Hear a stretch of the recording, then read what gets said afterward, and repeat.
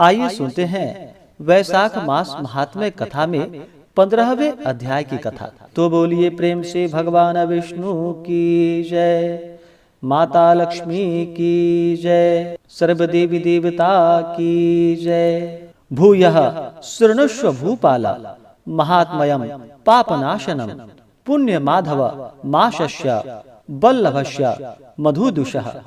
श्रुतदेव जी कहने लगे कि वैशाख महात्म्य का फल और भी सुनो। पांचाल देश में राजा भूरियश का पुत्र पुरुयश नाम वाला अत्यंत पुण्यात्मा तथा बुद्धिमान था। पिता के मरने पर वह राजा बना। पुरुयश अत्यंत शूरवीर तथा उदार था।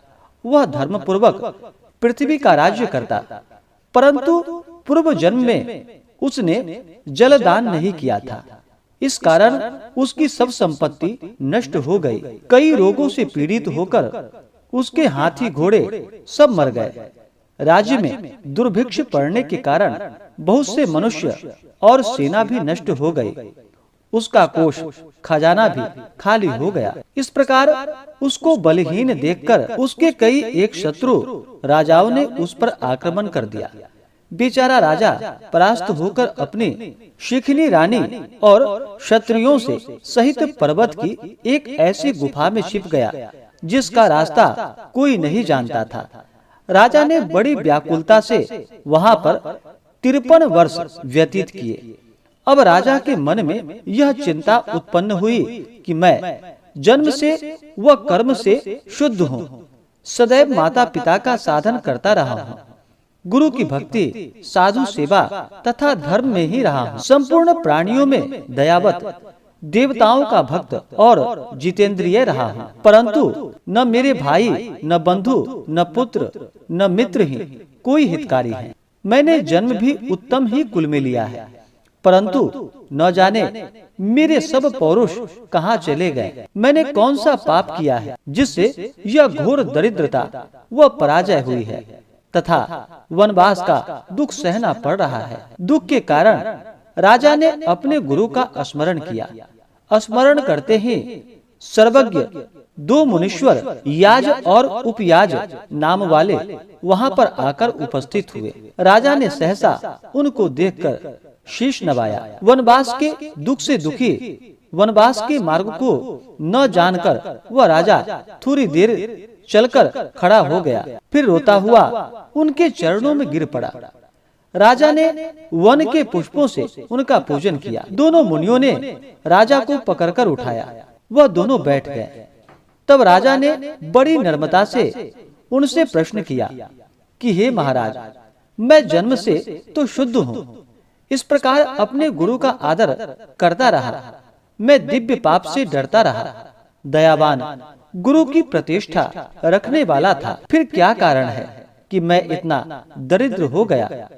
मेरे सब कोष नष्ट हो गए, शत्रुओं ने मुझको जीत लिया, वनवासी होकर अकेला क्यों रह रहा हूँ? राजा की यह बात को सुनकर दोनों मुनि याज और उपयाज कहने लगे कि हे राजा, आप अपने दुख का कारण सुनिए। राजन, पहले के 10 जन्मों में तुम अत्यंत घोर पापी और व्याध रहे हो। संपूर्ण जीवों की हिंसा करने वाले, दया और क्षमा तेरे में लेश मात्र भी नहीं थी। जिह्वा से कभी भगवान का नाम नहीं तुमने लिया और न कभी भगवान के चरणों का ध्यान ही किया, कभी भगवान को प्रणाम तक नहीं किया। इसी प्रकार पाप में तुम्हारे 9 जन्म व्यतीत हो गए। 10वें जन्म में तुम बहुत ही निर्दयी व्याध तुल्य थे, दयाहीन तथा शस्त्रों से दूसरे जीवों की हिंसा करने वाले, निर्जन देश में पशु पक्षियों की हत्या करने वाले, गौड़ देश के मनुष्य का मांस खाने वाले, अपने हित की बात न सोचकर सदैव 10 ही जन्म व्यतीत किया। मृग और छोटे पक्षियों के बच्चों को खाने के होने वाले पाप से तुम्हारा कोई संतान नहीं हुआ। तुमने बहुतों के साथ विश्वासघात किया, इसी से तेरे कोई भाई नहीं हुए। तूने मार्ग में यात्रियों को कष्ट दिया, इस कारण तेरा कोई मित्र नहीं हुआ। साधु महात्माओं का तिरस्कार करने से शत्रुओं से पराजित हुआ। तूने कभी दान नहीं दिया, इसी से तू निर्धन हो गया। तू सदा उद्वेग में रहता था, सबकी बुराई करने से तुझको अत्यंत दुख भोगना पड़ा। पूर्व जन्म में सदा क्रूर कर्म करने से तुमको भोजन नहीं मिलता। इन्हीं कर्मों द्वारा राज्य छिन गया। अब तेरा सतकुल में जन्म लेने के कारण तुम्हें बताता हूँ। जब 10वें जन्म में तू गौड़ देश में था और अपने घोर एवं बुरे कर्मों में लगा हुआ यात्रियों को निर्दयता से कष्ट दिया करता था, तो उसी समय धूप से व्याकुल हो बड़े धनवान वैश्य और वेद वेदांग को जानने वाले कर्षण नाम वाले मुनि वहां पर आए। शीश पर जटा, देह पर छाल के वस्त्र, हाथ में कमंडल लिए हुए उनको आता देखकर तू धनुष बाण लेकर उनका रास्ता रोककर खड़ा हो गया। फिर उनमें से एक वैश्य को मारकर तूने सब धन छीन लिया। जब तू दूसरे को मारने लगा तो वह समस्त द्रव्य वही घास फूस में फेंक कर डर के मारे भाग गया। जब कर्षण मुनि व्याध के हाथ से मारे जाने के भय से व्याकुल हो मूर्छा खाकर पृथ्वी पर गिर गए, तब तूने गिरे हुए ऋषि से पूछा कि वैश्य ने धन कहाँ छिपाया है। फिर एक गड्ढे के पानी से उनका हाथ मुंह धोया और उनको मूर्छा से जगाया। उन पर पंखे से हवा करने लगा और मुनि से कहा कि जब तक मैं इस वन में सशस्त्र हूँ तब तक तुझको किसी बात का भय नहीं। निर्धन मनुष्य सदा सुखी रहते हैं तथा तुम्हारे फटे वस्त्र व टूटे बर्तनों को लेकर मैं क्या करूँगा। तुम केवल यही बताओ कि उस वैश्य ने धन को कहाँ छिपाया है। यदि ठीक नहीं बतलाओगे तो तुम्हें मार डालूंगा। कर्षण बोले, वैश्य धन को इस झाड़ी में फेंक गया है और स्वयं इधर भाग गया है। तब व्याध ने ऋषि से कहा कि तुम निडर होकर सुख पूर्वक यहाँ से चले जाओ।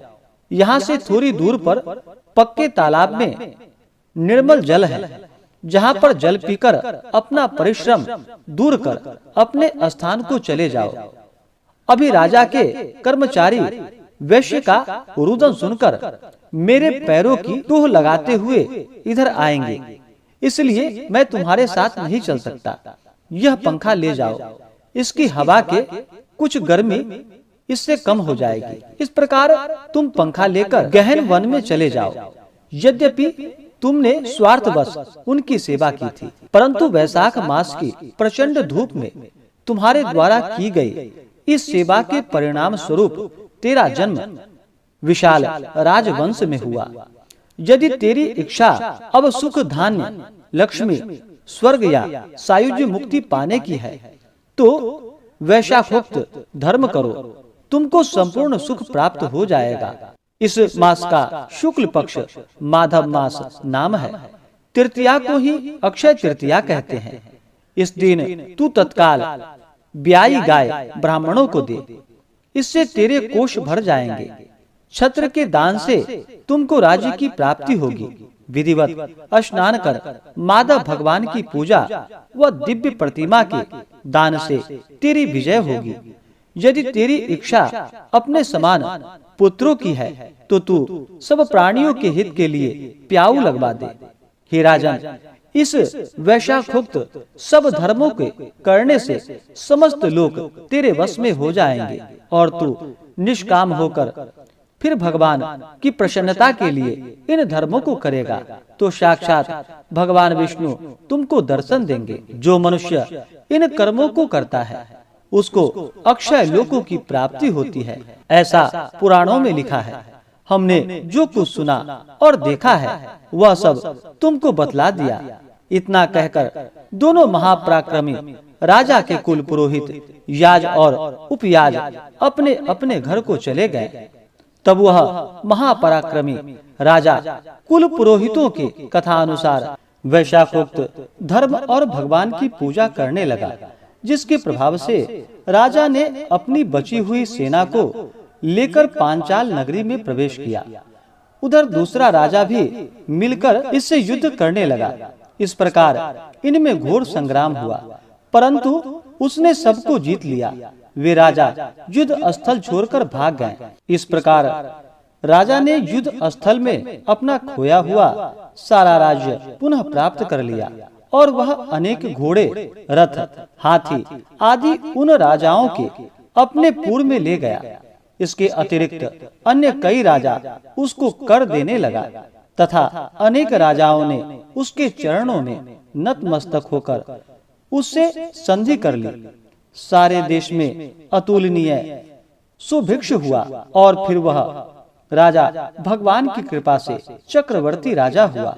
उसके अत्यंत गुणवान व सूरवीर 5 पुत्र उत्पन्न हुए, जिनके नाम धृष्टकीर्ति, धृष्टकेतु, विजय, चित्रकेतु तथा मयूर ध्वज हुए।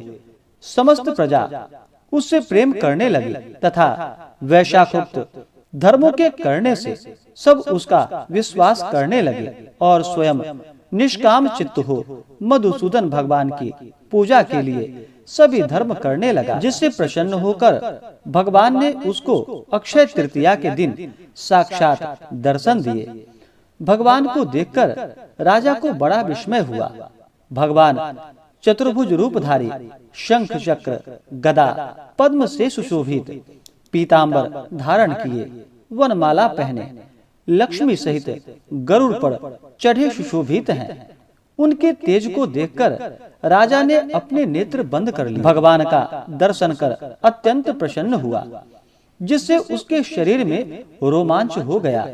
नेत्रों से आंसू गिरने लगे और गदगद वाणी से हाथ जोड़कर भगवान की स्तुति करने लगा। इस प्रकार से श्री स्कंद पुराणीय वैशाख महात्म्य में नारद संवाद एवं अम्बरीश के संवाद में पंचाल देशाधिपति की जय प्राप्ति नामक 15वां अध्याय पूरा हुआ।